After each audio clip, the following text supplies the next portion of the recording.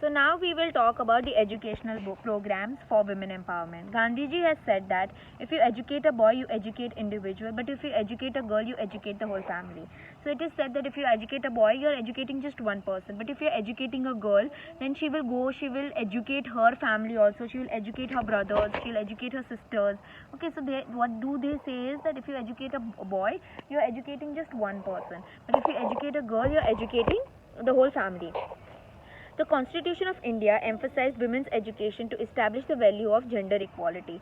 Now, after the Constitution, okay, we had education which focused on empowering women, which focused on giving equality to women, which focused on giving equal rights to women. The National Policy for Women Empowerment also accepts the necessity for women's education. So the national policy which was there, okay, which went around. Talking about women's rights, they said that education plays a very important role in empowering women, in making sure that women are equal to men. The government of India has initiated many programs in order to provide movement to women's education. So for government of India has made many programs for educating women and for women empowerment of women. Let us observe some of the programs in the context of Gujarat. First is Kanya Kedavni Rath Yatra. In order to increase the enrollment rate and to improve the quality of primary education, Shala Pravesh Utsav is organized in the whole of state with public participation. So the first program is the Kanya Kedavni Rath Yatra. So this program is to make sure that more and more women take admission. Enrollment is what? Admission into schools, into colleges, and in all the other educational fields. Okay. And it is also to improve the quality of primary education, that is up to 8th standard. Okay. Shala Pravesh Utsav, so they have this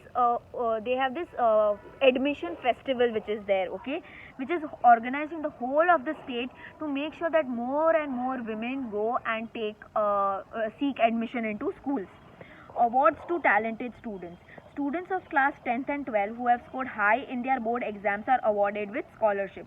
Attempts are made to generate interest in education, particularly for girls, through conversation with such talented students. So those students who are talented, who have scored high marks in 10th and 12th exams, they get scholarship so that they do not give up on education, so that they can go ahead and get higher education. Okay. And they have programs wherein these talented students, they come and they speak to other students, okay, so that girls also feel that even they can get such scholarship. Next is Sarva Shiksha Abhiyan, that is your right to education. Okay. Various awareness programs are organized under SSA, that is Sarva Shiksha Abhiyan, okay, universal education, to provide momentum to girls education. Means of publicity and disseminations are used amply. Okay. So what is there? Sarva Shiksha Abhiyan માટે they do lot of publicity, lot of advertisement. અગર તમે ગામડાની સ્કૂલમાં જશો ને તો you might see કે એક પેન્સિલ ડ્રો કરેલી હશે ને એકની ઉપર બોય બેઠો હશે ને એકની ઉપર ગર્લ બેઠી હશે. Okay. So lot of publicity is done, lot of advertisement is done for universal education for Sarva Shiksha Abhiyan. Okay. Next is Shala Lokarpan. Schools newly built or schools with improved facilities are dedicated to people under the program Shala Lokpan, meant for promoting education, particularly for girls. So those schools which are very developed, which has good infrastructure, which has good building facilities, good ground facilities, all these schools are told to promote girls' education and to take more and more girls into their school. Distribution of cycles. Okay, you might have seen some girls coming in this orange cycle. So this is the distribution of cycles which is done for girls.